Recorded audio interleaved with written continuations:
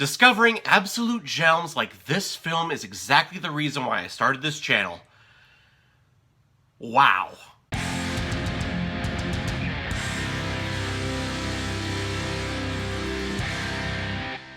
Today, it's all about Network. Released in 1976 and is directed by Sidney Lumet, who's directed such films as Dog Day Afternoon, Serpico, Murder on the Orient Express, and one of my personal favorites, 12 Angry Men. Absolute classic if you haven't seen that one. The film stars Faye Dunaway, William Holden, Peter Finch, and Robert Duvall. This movie did win 4 Academy Awards, including Best Actor, Best Actress, Best Supporting Actress, and Best Original Screenplay. So the movie follows the story of Howard Beale, played by Peter Finch, who was a TV news anchor at a network called UBS. You can tell that this man is well past his prime, and ratings just keep declining and declining and declining for him and this network. Because of these declining ratings, UBS asks Howard Beale to retire, and in response to this, during one of his broadcasts, he says that he's just going to shoot himself on national television. Robert Duvall, who is the big boss of UBS, sees Howard Beale do this, pulls him from the air, and threatens to shut down the whole news program altogether. Then enters Diane Christensen, who is the head of programming at the network UBS, and she wants to put Howard Beale on the air full-time saying this crazy stuff that he's saying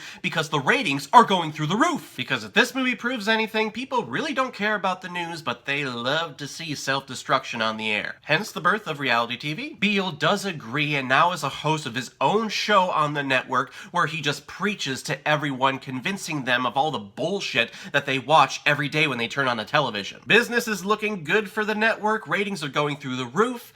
But has UBS created a propaganda monster? Well, I'll let you find that out for yourself because you and everyone else in the world should see this movie. Major props go out to the screenwriter Paddy Chayefsky.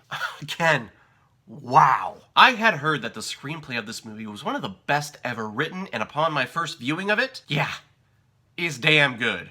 It's freakishly good. This movie came out in 1976, so the screenplay had to be done like 3 years prior to that for the production of the movie. Probably more. And the things that are called out in this movie are probably even more relevant today than it was back in 1976. The programming that is spoon-fed to us on a day-to-day basis, and also the ideas of how the world actually works. The reality that there really is no America, that there really are no countries in this world, it's only corporations. Death of the individual, as they put it in the movie. Wow, it's something that you really don't want to believe, but the more you watch this movie, the more you see that yeah, these points are actually kind of true. But sadly, you don't see a lot of that truth on the news or TV programs today. In fact, people really don't want to hear the absolute truth. People want to hear the dramatization of the truth and of the news. And this reality is not just something that comes around every 4 years during election season. No, this happens all the time. We just don't see it. So to say this script is superb is absolutely an understatement. And the best parts of this script all go to Peter Finch in this movie. Seriously, if you want to see good acting and great screenwriting, just click on one of the many clips on YouTube of Peter Finch's dialogue. There is so much intelligence that goes into it. The "I just ran out of bullshit" line is now probably one of my favorite lines ever in the history of movies. You can tell that Finch's and Holden's character have so much weight and so much baggage to their characters. Finch, you can tell, is way past his prime and doesn't give a crap anymore. Which, by the way, is ultimate power. When you have the microphone and you start speaking from the heart regardless of what other people think, and you're trying to shed light on something that's been blinding people for a very, very long time, that is ultimate power. You are in complete control. Holden's character is kind of in the same boat as Finch, but he chooses a different path. Instead of going into the limelight like Howard Beale, he chooses to take a chance on Faye Dunaway's character, and in turn ending his 25-year-long relationship with his current wife. He is well past his prime, and he is just looking for a spark.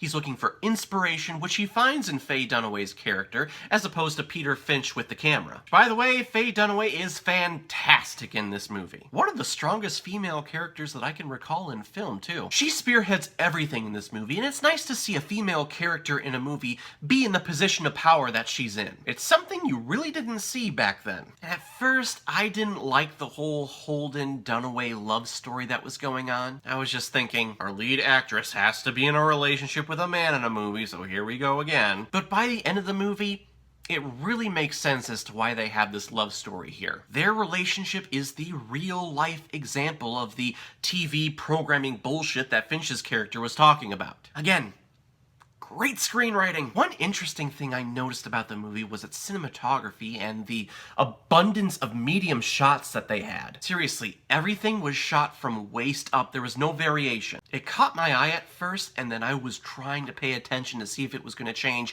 and it stays like that for the first 2/3 of the movie. It was only till the final act where we started to see close-ups of our actors. And I was trying to figure out, why did they do that? Wouldn't that get boring after a while? I think it could, but I think the fact that our minds were locked into the medium shot for majority of the movie, that it was very impactful when they switched to close-ups in the final act. I think it represents the stripping away of the bullshit of these characters. The audience has a one-track view of the plot of this movie. Scene to scene, we are only watching one point of view, the medium shot. But then as Peter Finch's character develops, all of the bullshit of his character and all the other characters slowly starts stripping away. And all we're left with is the bare essence of our characters. Which is why that close-up comes into play. Because when you're acting in front of the camera and you have a close-up on you, you have to be 100% in the moment. If there is any bullshit at all, the audience can easily see it in your eyes and in your facial reactions. The audience can tell that you're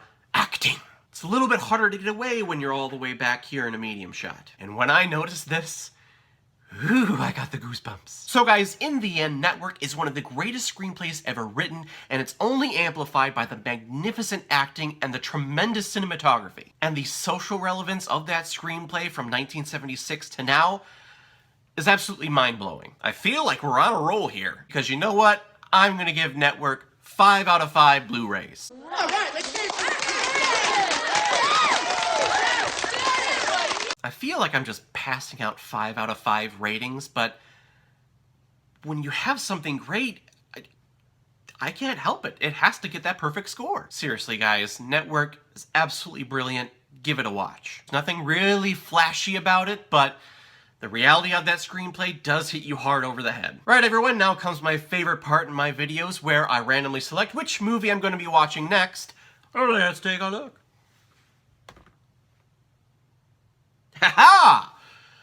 Iron Man 3. You know, at first I was excited when that came up. And then I remember not really having a good time watching that. But then again, I haven't seen it in a while, so maybe I'll change my mind. So guys, have you seen Network? What did you think about it? Or if you've never seen it before and you stumbled across it because of this video, please comment below, let me know what you thought about it. And when you're done commenting, please like and subscribe to my channel so you know the next time I'm posting my next movie review, and tell your friends. Spread the word. So everyone, I will see you next time with my movie review of Iron Man 3. In the meantime, be well, be good to each other, and go watch a movie. Take care, guys.